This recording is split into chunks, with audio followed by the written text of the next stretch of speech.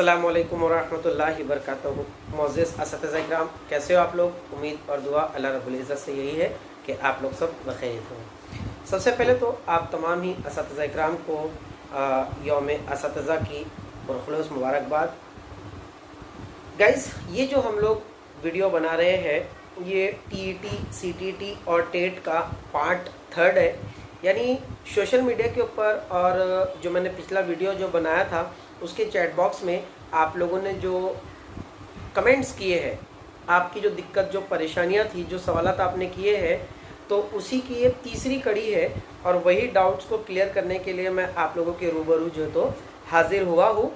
इंशाल्लाह मैं सारे के सारे क्वेश्चंस के ऊपर पूरी तफसील से रोशनी डालने की कोशिश करूँगा।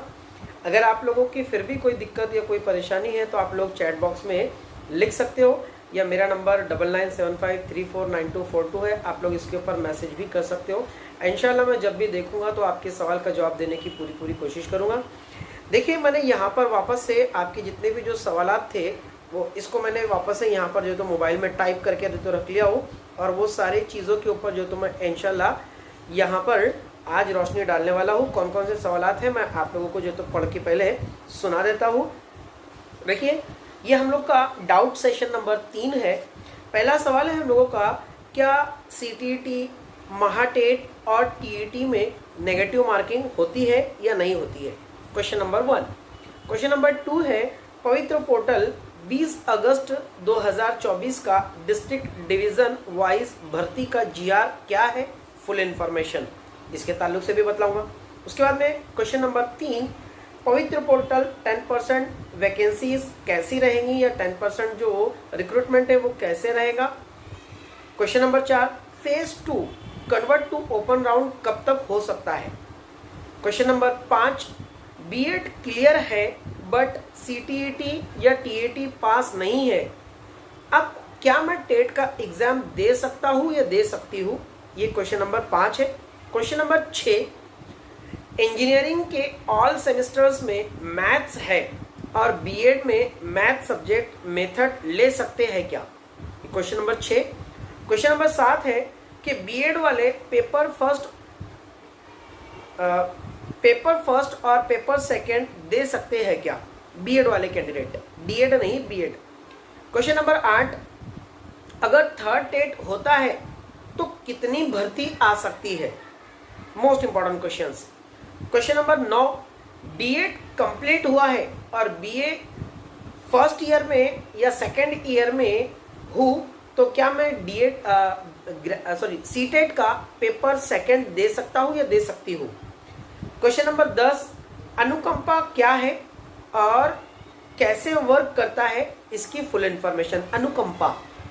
Question number 11, CTET versus TET या CTET versus state TET, supreme court का जो केस है वो क्या है, उसकी पूरी मालूमात, ये जो तो हम लोग पूरा मामला जो तो डिस्कस करने वाले।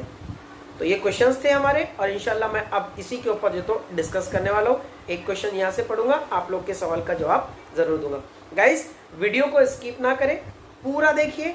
इंशाल्लाह आप लोगों के बारीक से बारीक डाउट्स को भी जो तो पूरी डिटेल में उसको जो तो क्लियर करने की कोशिश मैं पूरी तरीके से जो तो करूँगा, इसलिए वीडियो को स्किप ना करें, आखिर तक जो तो देखें।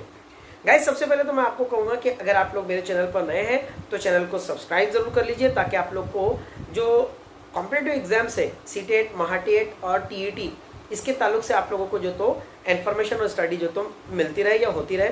साथ ही साथ वीडियो को लाइक करें, शेयर करें, और अगर आपके कोई डाउट्स है तो चैट बॉक्स में आप लोग जो तो लिख भेजें। चलिए, इसके ऊपर ज़्यादा टाइम वेस्ट नहीं करते, क्वेश्चन नंबर 1 की तरफ बढ़ते हैं। सबसे पहला है कि क्या सीटेट, महाटीईटी और टेट में नेगेटिव मार्किंग है या नहीं है? तो गाइज, मैं आप लोग को बता दूं कि सीटेट का एग्जाम 150 मार्क्स का होता है, महाटीईटी का एग्जाम भी 150 मार्क्स का होता है, और टेट का एग्जाम जो होता है वो 200 मार्क्स का होता है। और तीनों ही एग्जाम में, तीनों ही इम्तिहान में नेगेटिव मार्किंग होती नहीं है। आप लोगों को अगर लास्ट के क्वेश्चन समझ में नहीं आ रहे हैं तो आप लोगों को उसको डर कर छोड़ना नहीं है, बल्कि उसको आप लोगों को अंधाधुनी कर लीजिए, लेकिन आप लोगों को उसको क्लिक करके आ ही जाना है, क्योंकि उसके ऊपर नेगेटिव मार्किंग नहीं है। नेगेटिव मार्किंग का मतलब होता है कि अगर आपका एक क्वेश्चन गलत होता है तो आप लोगों का एक राइट क्वेश्चन को जो तो रॉन्ग कर दिया जाता है, ऐसे नेगेटिव मार्किंग कहा जाता है। लेकिन वो इन तीनों ही इम्तिहान में नेगेटिव मार्किंग नहीं है, तो आप लोग को डरने की और घबराने की कोई ज़रूरत नहीं है। दूसरे सवाल पर आता हूँ कि पवित्र पोर्टल की 20 अगस्त का जो जीआर है वो क्या है डिस्ट्रिक्ट लेवल भर्ती का। तो देखिए, सबसे पहले तो महाराष्ट्र शासन ने 20 अगस्त 2024 को जो तो एक जीआर जो तो लॉन्च किया, और उसमें जो तो ये बात कही गई है कि अब जो पवित्र पोर्टल के ऊपर जो वैकेंसी भरी जा रही थी ऑल महाराष्ट्र की, अब वैसी नहीं भरेगी। अब यहाँ पर महाराष्ट्र शासन ने अभी जो तो क्या किया है कि महाराष्ट्र शासन ने एक समिति जो तो बनाई है। समिति का मतलब होता है एक कमेटी जो तो उन्होंने डिजाइन की है, और उस कमेटी को जो तो ये बात की डिटेल देने के लिए जो तो कहा है कि अब हर जिला, हर डिस्ट्रिक्ट अपनी अपनी वैकेंसी अपने अपने तरीके से जो तो वो ले सकता है। मतलब नॉर्मली पहले कैसे हुआ करता था, ये अभी अगर हम लोग 2017 या 2022 का या 23 का अगर हम लोग देखें तो पूरे महाराष्ट्र में जो तो ओवरऑल एक ही टर्म में एक ही साथ वैकेंसीज जो तो भरी जा रही है। ये अलग बात है कि टप्पे जो तो उसके अलग थे, first round, second round, third round. First round जो तो हम लोगों का कास्ट का हुआ है, सेकंड राउंड जो तो वो आप लोगों ने अगर देखे होंगे तो हॉरिजॉन्टल राउंड हुआ है, थर्ड राउंड अगर देखें तो कन्वर्ट टू ओपन राउंड का हुआ है, और अब कन्वर्ट टू ओपन का सेकंड फेज भी जो तो आना बाकी है। तो इस तरीके से हुआ है। तो ये समिति जो बनाई गई है, ये समिति क्या बनाई गई है, या ये कमेटी जो तो क्या बनाई गई है, ये कमेटी इस बात की रिपोर्ट जो तो तय करेंगी। इनको अप्रोक्सीमेटली 1 मंथ का जो तो टाइम दिया गया है, और ये कमेटी जो तो ये डिसाइड करेंगी कि जिले में और डिस्ट्रिक्ट लेवल पर या डिवीजन लेवल पर आप अपनी भर्ती जो तो अलग से ले सकते हैं। देखिए, होंगी टेट पर ही, टेट के मार्क्स पर ही होंगी, लेकिन हर डिस्ट्रिक्ट या हर डिवीजन अपने अपने लेवल के ऊपर जो तो उसको भर सकेगा। अब डिस्ट्रिक्ट क्या है आप लोग तो समझते हैं, जिला, लेकिन डिवीजन क्या है। महाराष्ट्र में कितने डिवीजन है? महाराष्ट्र में कुल 6 डिवीजन है। याद रख लीजिए, 6 डिवीजन है, जिसे हम लोग बोर्ड्स भी कहते हैं। पहला डिवीजन अगर हम लोग देखें तो नासिक है, दूसरा मुंबई है, तीसरा पुणे है, चौथा औरंगाबाद है, पांचवा अमरावती है, और छठा नागपुर है। इस तरीके से 6 डिवीजन है। तो ये कमेटी ये बात की रिपोर्ट महाराष्ट्र शासन को जो तो 1 महीने के अंदर देंगी कि वो डिस्ट्रिक्ट लेवल के ऊपर जो तो वैकेंसी को फिलअप करे, या फिर डिवीजन लेवल पर जो है तो वो वैकेंसी को फिलअप करे। यही था 20 अगस्त 2024 का जीआर, जिसके मुताबिक एक कमेटी जो तो तश्कील दी गई है, और अब वो 1 से 1.5 महीने में अपनी रिपोर्ट जो तो महाराष्ट्र शासन को जो तो हैंड ओवर करेंगे। उसके बाद डिसाइड होगा कि आगे की प्रोसेस क्या रहेंगी। इंशाल्लाह वो प्रोसेस जब कंप्लीट हो जाएंगी तो उसके ऊपर भी एक तफसीली वीडियो जो तो मैं इंशाल्लाह बनाकर आप लोगों की खिदमत में हाजिर करने की पूरी कोशिश करूंगा। आइए क्वेश्चन नंबर 3 पर जाते हैं कि पवित्र पोर्टल की 10% वैकेंसी कैसी रहेंगी और कितनी रहेंगी। देखिए गाइज, सबसे पहले तो मैं आप लोग को बता दूं कि महाटेट जो हुआ था वो 2023 में हुआ था, रिक्रूटमेंट जो तो 2022 में आ गया था नवंबर के, और जो एग्जाम्स हुए थे वो 23 में हुए थे। उसके बाद 3 राउंड जो तो अभी हो चुके हैं। पहला था हम लोगों का कास्ट का राउंड, दूसरा था हम लोगों का हॉरिजॉन्टल राउंड, और तीसरा था हम लोगों का कन्वर्ट टू ओपन राउंड। अब क्या हुआ था कि सबसे पहले जो कास्ट का राउंड हुआ, तो कास्ट के राउंड में जो कैंडिडेट नहीं मिले तो वो हॉरिजॉन्टल राउंड में गए, और हॉरिजॉन्टल राउंड के बाद अब जो भी वैकेंसी बच गई तो उसे कन्वर्ट टू ओपन राउंड में जो तो ला दिया गया। लेकिन इसमें 3 तरीके की वैकेंसी जो है तो वो एज इट इज रख दी गई थी। अब वो 3 तरीके की वैकेंसी कौन सी थी? 3 तरीके की वैकेंसी में सबसे पहला था माजी सैनिक, दूसरा था प्रकल्पग्रस्त, प्रकल्पग्रस्त कहा जाता है प्रोजेक्टेड इफेक्टेड पर्संस को, और तीसरा आता है आप लोगों का अर्थक्वेक। अर्थक्वेक मतलब कि ये जो जलजला वगैरह जो होता है, ये ऐसे कैंडिडेट की जो वैकेंसी थी उसको एज इट इज रखा गया। अब जो कन्वर्ट टू ओपन राउंड जो हुआ था, तो कन्वर्ट टू ओपन राउंड के अंदर टोटल 998 सीट्स जो है तो या वैकेंसी जो तो रिक्रूट करनी थी, जिसमें से महाराष्ट्र शासन ने 10% वैकेंसी को जो तो रोक लिया था, और इसका 10% जो तो 125 जो तो होता है, सॉरी 126 जो तो होता है, 126 सीट जो तो रोक ली गई थी। जिसमें से अगर 998 में से अगर 126 वैकेंसी को अगर निकाल दे तो 872 कैंडिडेट जो है तो ले लिए गए थे। ठीक, अब ये 872 जो 30 जुलाई को जो लिस्ट लगी है, हाँ 30 जुलाई, हाँ 30 जुलाई को जो लिस्ट लगी है, तो 30 जुलाई को जो लिस्ट लगी है उनके डॉक्यूमेंट वेरिफिकेशन, और डॉक्यूमेंट वेरिफिकेशन के बाद में जो तो उनको ऑर्डर देना होता है। तो अब ये जो कैंडिडेट की जो 872 कैंडिडेट की जो लिस्ट लगी थी, तो वो 872 कैंडिडेट की लिस्ट को डॉक्यूमेंट वेरिफिकेशन में अगर कोई कैंडिडेट, अगर उनके डॉक्यूमेंट कुछ जाली वगैरह है या उनके डॉक्यूमेंट में कुछ अगर कुछ फेर फार या कुछ झोल झाल है, तो ऐसे कैंडिडेट को जो तो आउट ऑफ वैकेंसी किया जाएगा। दूसरी बात, वो कैंडिडेट को अगर कोई कैंडिडेट एब्सेंट है उस वक्त में, तो वो जो जगह है, जो कैंडिडेट सिलेक्ट हुए थे, वो कैंडिडेट की जो पूरा रिक्रूटमेंट रहता है या वो कैंडिडेट की जो सीट्स है, वो 10% वैकेंसी जो 126 बची हुई थी, वो 126 में ये वैकेंसी को जो तो ऐड कर लिया जाएगा, और ऐड करने के बाद फिर टोटल वैकेंसी का जो कन्वर्ट टू ओपन फेज 2 इसको जो तो लिया जाएगा। अब आपके दिल में जो तो ये ख्याल भी आया कि sir convert to open phase first हो गया, कन्वर्ट टू ओपन फेज 2 हो गया, अब कन्वर्ट टू ओपन फेज 2 में जो कैंडिडेट एब्सेंट और जो कैंडिडेट डीवी में फेल होते हैं, डीवी मतलब के डॉक्यूमेंट वेरिफिकेशन में फेल होते हैं, तो ऐसे कैंडिडेट को जो तो क्या किया जाएगा, तो ऐसे कैंडिडेट को वहां से वो जो वैकेंसी उनकी जो बच जाएंगी, वो सीधे सीधे हमारे थर्ड टेट पर जो तो चली जाएंगी। यही था हम लोगों का 10% वैकेंसी का पूरा पूरा फंडा। अभी अगर हम लोग देखें तो हमारे बहुत सारे नौजवान जो बेचारे 10% वैकेंसीज के लिए जो है तो पुणे में आयुक्तालय के सामने जो कमिश्नर है वहाँ पर जो है तो वो बहुत सारी हड़तालें कर रहे हैं, महाराष्ट्र शासन से जो तो गुहार लगाकर बैठे हुए हैं कि जल्द से जल्द जो है तो जो फर्स्ट राउंड हुआ है कन्वर्ट टू ओपन का, वैसे ही कन्वर्ट टू ओपन का सेकंड राउंड भी जो तो जल्द से जल्द दिया जाए, और इंशाल्लाह इसके ऊपर भी जो तो पॉजिटिव खबरें ही है, इंशाल्लाह बहुत जल्दी जो तो हम लोगों को वो भी जो तो देखने को मिलेगी। खैर, चौथा सवाल है फेज 2 कन्वर्ट राउंड कब तक हो सकता है। जैसे कि मैंने अभी इसका आंसर आपको दे ही दिया हो कि इंशाल्लाह जो तो बहुत जल्दी इसके ताल्लुक से सरकार और गवर्नमेंट भी जो तो पॉजिटिव है। आने वाले कुछ मंथ में जो है तो हम लोगों के विधानसभा के इलेक्शन जो तो होने वाले हैं, और इंशाल्लाह महाराष्ट्र शासन की भी और सारी चीज़ें जो तो क्लियर या पॉजिटिव लग रही है, तो इंशाल्लाह वो इलेक्शंस के पहले पहले, आचार संहिता लगने से पहले पहले इंशाल्लाह जो है तो एग्जाम्स वो जो सेकेंड राउंड है कन्वर्ट टू ओपन का सेकेंड राउंड, इंशाल्लाह वो जो तो लगने की पूरे चांसेस है। बाकी आप लोग दुआएं करते रहिए, इंशाल्लाह बहुत जल्दी होगा।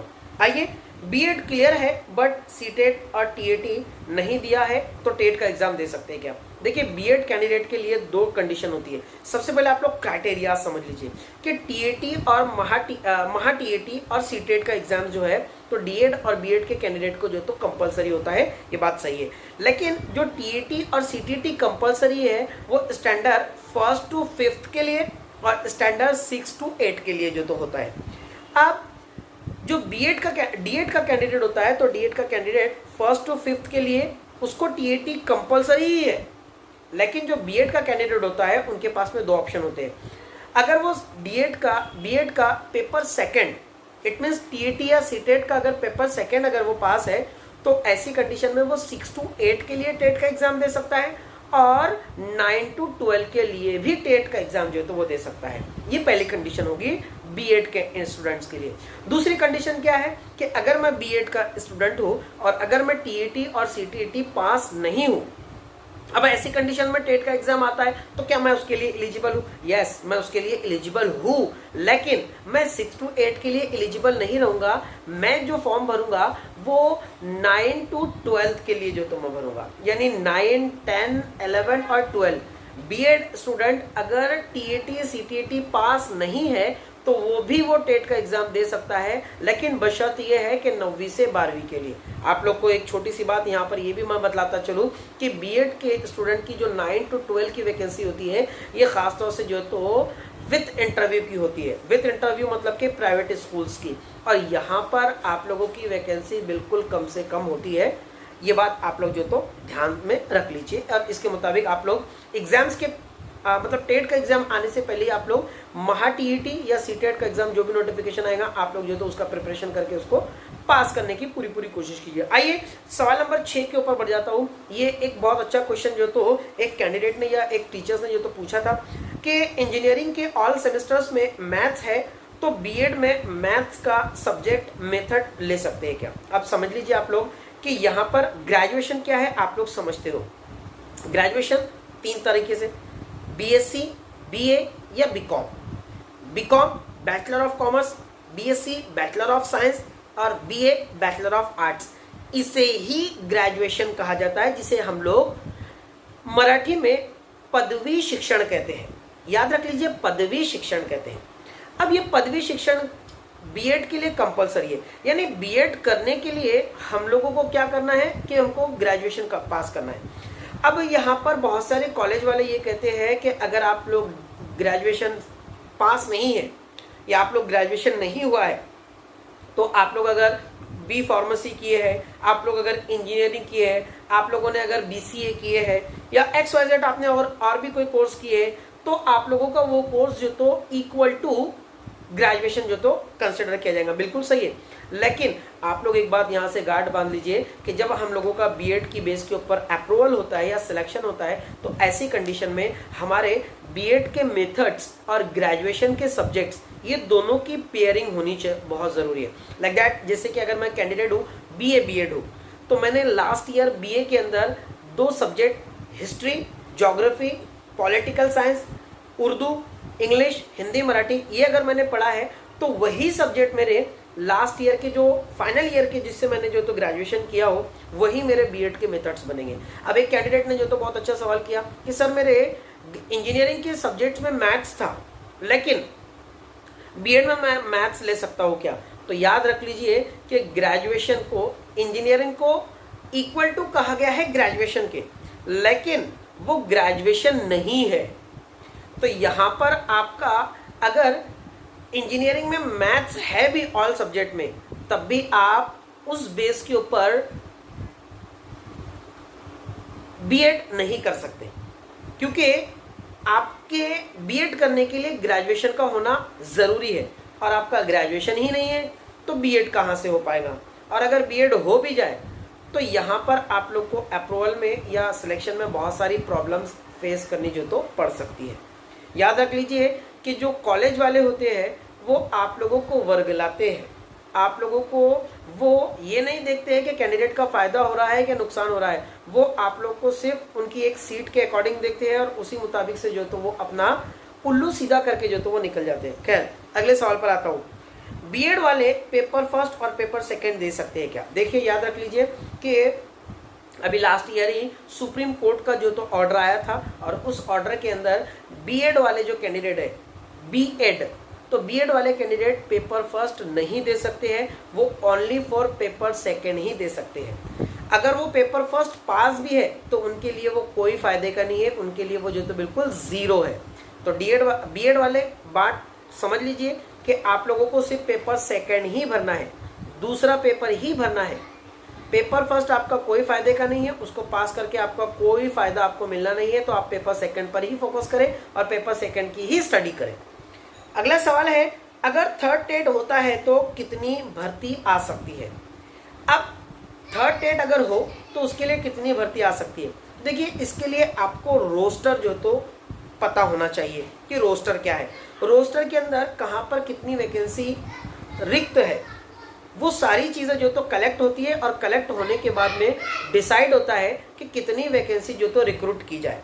जैसे थर्ड टेट में या सेकंड टेट में अगर हम लोग देखें तो थर्ड टेट के अंदर अच्छी खासी वैकेंसी, करीब 1500 के ऊपर जो तो वैकेंसी जो तो निकाली गई थी। तो ये एक पूरा रोस्टर फिलअप होता है कि कहाँ पर कौन सी कास्ट को जो तो लिया जाए, कितने ओपन के लिए दी जाए, कितनी ईडब्ल्यूएस के लिए दिया जाए, कितने ओबीसी के लिए दिए जाए, कितने हैंडीकैप के लिए दिए जाए, कितने वीजे, एनटी, एसटी, ये सारी की सारी जो कास्ट होती है उसका एक रोस्टर बनता है, और उस रोस्टर के अकॉर्डिंग जो तो वैकेंसी जो तो निकाली जाती है। तो इसका भी इंशाल्लाह जब थर्ड टेट आएगा, उसका रोस्टर कंप्लीट हो जाएगा, तो उसके ऊपर भी जो तो इंशाल्लाह वीडियो बना के आप लोगों की खिदमत में हाजिर करने की कोशिश करूँगा। अगला सवाल है, डीएड कंप्लीट हो और बीए फर्स्ट ईयर या सेकेंड ईयर में हूँ, तो मैं पेपर सेकेंड जो तो दे सकती हूँ क्या, या दे सकता हूँ क्या? याद रख लीजिए, डीएड कैंडिडेट पेपर सेकंड एक ही कंडीशन में जो तो दे सकते हैं कि वो ग्रेजुएशन कंप्लीट होना चाहिए, फाइनल ईयर का रिजल्ट आ चुका है, तभी आप लोग ग्रेजुएशन की बेस के ऊपर पेपर सेकंड दे सकते हैं। डीएड वाले, diploma in teacher education, DEd वाले अगर ग्रेजुएशन कंप्लीट है तो ही पेपर सेकंड भरे। अगर वो फर्स्ट ईयर, सेकंड ईयर या थर्ड ईयर में भी है तब भी वो पेपर सेकंड नहीं दे सकते, पेपर फर्स्ट ही दे सकते हैं। और अगर पास है तो आप लोग बिंदास पेपर सेकंड भी जो तो दे सकते हैं। अगला क्वेश्चन है, अनुकंपा क्या है और कैसे वर्क करता है। सवाल नंबर 10, अनुकंपा क्या है। अब सबसे पहले आप लोग समझ लीजिए कि अनुकंपा क्या है। अनुकंपा हमारे महाराष्ट्र शासन में या हमारे महाराष्ट्र में अगर कोई पर्सन ऑन जॉब ड्यूटी पर रहते हुए अगर वो एक्सपायर होता है, अगर उसका इंतकाल होता है, तो उसकी जो सीट खाली हुई है, उसकी खाली सीट उसी के फर्जंद को या उसी की दुख्तर को, इट मीन्स उसके बेटे या बेटी को या उसकी अहलिया को वो सीट जो तो दी जाती है। ये बात आपको समझ में आ गई कि अनुकंपा क्या है। अब अनुकंपा लास्ट 10 ईयर में जो तो किस तरीके से वर्क कर रहा है, मैंने उसकी भी डिटेल निकाला हो, वो भी आप लोगों की गोशी गुजार पेश कर रहा हूं। आप लोग मुलाहिजा फरमा लीजिए कि अनुकंपा में अभी क्या हुआ है कि जैसे एक XYZ कोई एक टीचर है और वो ऑन जॉब जो तो एक्सपायर होता है और उसका बेटा भी खुद डीएड है, ठीक। अभी अनुकंपा के ऊपर एक और GR भी आज ही के कल या परसों में जो तो आया है, मैंने उसका भी जो तो स्टडी किया हो, वो भी आप लोगों को जो तो भी इसी वीडियो में जो तो आप लोग को बताऊंगा इंशाल्लाह। तो अब वो कैंडिडेट जब वो एक्सपायर हुआ है तो उसके जो बच्चे हैं तो ये वैकेंसी उसको मिलनी चाहिए, ये बिल्कुल सही है। लेकिन महाराष्ट्र शासन ने यहाँ पर थोड़ा सा चेंज किया है। अब सबसे पहले अनुकंपा किस तरीके से वर्क करता है वो याद रखिए। जैसे XYZ किसी के वालिद साहब का इंतकाल हुआ 5 सितंबर को, या नॉर्मली XYZ जनवरी में हुआ, दूसरे का मार्च में हुआ, तीसरे का आगे जो तो मई जून में हुआ, तो अब इन लोगों को अनुकंपा की फाइल बना के अपने जिला परिषद ऑफिस में जो तो सुपुर्द करनी रहेंगी। जैसे वो वहां पर जाएंगे तो उनको एक टोकन नंबर मिलेगा। टोकन नंबर का मतलब होता है कि आप क्यू में है, आप लाइन में हो और आपका नंबर कितना है। अब वो नंबर के मुताबिक जब आपका नंबर आएगा उसके मुताबिक आपको जो तो अनुकंपा के अकॉर्डिंग जो तो लिया जाएगा। अब ये तो हुई बात। अब अनुकंपा में कैसे लिया जाएगा। अनुकंपा में लिया जाएगा कि जरूरी नहीं कि अगर आपके वालिद साहब या आपके जो भी शोहर वगैरह है, अगर वो ऑन जॉब एक्सपायर होते हैं और वो टीचर है तो आपको टीचर फैकल्टी में लिया जाएगा, ऐसा नहीं है। महाराष्ट्र शासन में जहां पर भी सरकारी अदारों में जहां पर वैकेंसी खाली होगी वो आउट ऑफ टीचर हो, वो मेडिकल फील्ड में भी हो सकती है, वो लिपिक में भी हो सकती है। लिपिक का मतलब होता है क्लर्क वगैरह, या फिर वो और भी किसी दूसरे इंस्टीट्यूट में महानगर पालिका, नगर पालिका, नगर परिषद, जिला परिषद, सारी चीज़ों में जो तो हो सकती है। तो जहां पर वैकेंसी होंगी वो आपको उसके मुताबिक एडजस्ट करेंगे। तो अनुकंपा में लगने वाले जो टीचर्स है जो वेटिंग में है, तो मेरी उन लोगों को एक मशवरा है, मेरा उन लोगों को एक राय है कि ऐसे लोग सबसे पहले फुर्सत में कंप्यूटर का जो कोर्स है, बेसिक नॉलेज ऑफ कंप्यूटर, वो जो तो सीख कर रखें। साथ ही साथ वो जो टाइपिंग कोर्स होता है, टाइपिंग यानी कि पर सेकंड जो टाइपिंग स्पीड होती है, तो या पर मिनट जो टाइपिंग स्पीड होती है, तो वो टाइपिंग का कोर्स भी जो तो वो करके रखे और सर्टिफिकेट अपने पास में रखे, ताकि अगर आप लोगों को टीचर्स की वैकेंसी से आउट ऑफ वे जाकर जो तो अगर आप लोगों को वो वैकेंसी में अगर चांस मिले तो आप लोग जो तो उसके लिए सारी चीज़ों के लिए अहल हो, आप लोग उसके लिए एलिजिबल हो, काबिल हो। वरना ऐसा ना हो कि एन वक्त के ऊपर आपकी जो अपॉइंटमेंट लेटर है उसको जो तो डिले किया जाए कि आपके पास में सर्टिफिकेट नहीं है, ऐसी बात है। खैर, आखिरी सवाल पर आता हूँ।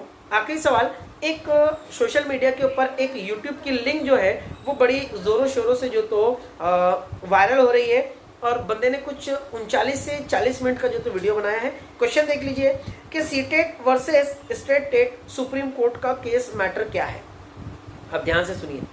सीटेट का मतलब होता है सेंटर टीचर एलिजिबिलिटी टेस्ट, यानी जो सेंट्रल गवर्नमेंट की तरफ से चलाया जाता है और स्टेट गवर्नमेंट की तरफ से जो चलाया जाता है। तो हर स्टेट की अपनी अपनी अलग जो तो टीईटी होती है। जैसे महाराष्ट्र में महा टीईटी, गुजरात में JTET, हरियाणा में HTET, बिहार के अंदर BTET, तो ऐसे हर स्टेट की अपनी अपनी जो तो टीईटी है। तो अब यहाँ पर क्या हुआ है कि कुछ स्टेट ऐसे हैं अपने हमारे इंडिया में जिन लोगों ने जो सेंट्रल टीचर एलिजिबिलिटी टेस्ट है यानी CTET है, तो इसको उन्होंने एलिजिबल नहीं कहा है। इट मीन्स इस एग्जाम में अगर आप पास हो भी तो आपको हमारे स्टेट में, हमारी रियासत में आपको जॉब नहीं मिलेगी। अब ये स्टेट कौन कौन से थे? फर्स्ट तो बिहार था, सेकेंड झारखंड और तीसरा हरियाणा। बहरहाल बिहार ने इस बात को कबूल कर लिया और बिहार उस रेस से जो तो हट गया। अब आती है दो चीज़ें, एक है हरियाणा और दूसरा है झारखंड। अब हरियाणा के कुछ कैंडिडेट्स ने, जो लोग जहां पर हरियाणा में सीटेट को वैलिड नहीं कहा गया है, यानी अगर आपको वहां पर हरियाणा में और झारखंड में अगर आप लोगों को टीचर में सिलेक्शन होना है, तो वहां पर आपको उस स्टेट का जो टीएटी है, यानी हरियाणा के अंदर एचटीईटी और झारखंड में जेटीईटी, ये आपको जो तो पास करना होगा। और वो जो एग्जाम्स है वो रेगुलर वो जो तो नहीं लेते, उसको कभी कभी 2-2, 3-3, 4-4 साल जो तो वो एग्जाम्स को जो तो वो वेट करवाते हैं, जिसकी वजह से कैंडिडेट जो तो बहुत जिसे हम लोग कहेंगे कि पॉजिटिव जो तो हो चुके थे या बिल्कुल प्रेशराइज हो चुके थे। और इसी गहमा गहमी में उन लोगों ने अपने हाई कोर्ट में जो है तो केस फाइल किया था। और हाई कोर्ट में केस फाइल करने के बाद में क्या हुआ कि हाई कोर्ट ने केस का फैसला उनके अपोज में दिया। अब अपोज में दिया तो वही कैंडिडेट ने जो तो क्या किया, वही कैंडिडेट ने अपनी जो पिटीशन थी वो सुप्रीम कोर्ट में फाइल की और सुप्रीम कोर्ट में केस फाइल किया। और अभी सुप्रीम कोर्ट में वो जो केस है वो केस जो तो अंडर ट्रायल है या अंडर हियरिंग है। अभी उसके ऊपर सुनवाई या फैसला जो तो नहीं आया है। बैरिकेड उसका फैसला कब आता है, जब भी आएगा इंशाल्लाह आप लोगों को तब वो जो तो फैसला जो तो इंशाल्लाह वो आपको बताया जाएगा। इंशाल्लाह वो फैसला जो तो आप लोग को बहुत जल्दी बतला दिया जाएगा। अब मैं आप लोग को एक बात यहाँ पर जो तो ये बतला दूं कि ये केस है क्या। ये केस है हम लोगों का सुप्रीम कोर्ट का, और ये केस है हम लोगों का कि केस में क्या चीज़ें हैं। ये केस में ये बात बताई गई है कि केस को स्टेट गवर्नमेंट और सेंट्रल गवर्नमेंट में जो तो किस तरीके से देखा जाए। ठीक, अब अगर उसका केस का फैसला हमारे खिलाफ आता भी है, तो हमारे खिलाफ केस का फैसला अगर आता भी है तो क्या होगा कि हमारा स्टेट महाराष्ट्र गवर्नमेंट जो है, तो महाराष्ट्र गवर्नमेंट ने ऑलरेडी सीटीईटी को वैलिड कहा है, उसके ऊपर जीआर भी है। मैंने अल्हम्दुलिल्लाह उसका भी जो तो जीआर बनाया हो, वीडियो बनाया हो, आप लोगों के पास में उसकी लिंक होंगी या नहीं है तो आप लोग मेरे चैनल पर जाकर जो तो उसको निकाल सकते हैं। तो मुझे नहीं लगता शायद कि अगर उसका फैसला अगर हमारे अपोज में भी आए तो शायद महाराष्ट्र गवर्नमेंट में उसके ऊपर कोई इफेक्ट जो तो नहीं पड़ेगा। ऐसी अल्लाह रब्बुल इज़्ज़त से भी हम लोगों को उम्मीदें हैं और हम लोग महाराष्ट्र शासन से भी जो तो यही उम्मीद रखते हैं कि उसका फैसला जो तो हमारे महाराष्ट्र शासन पर जो तो कुछ नहीं पड़ेगा।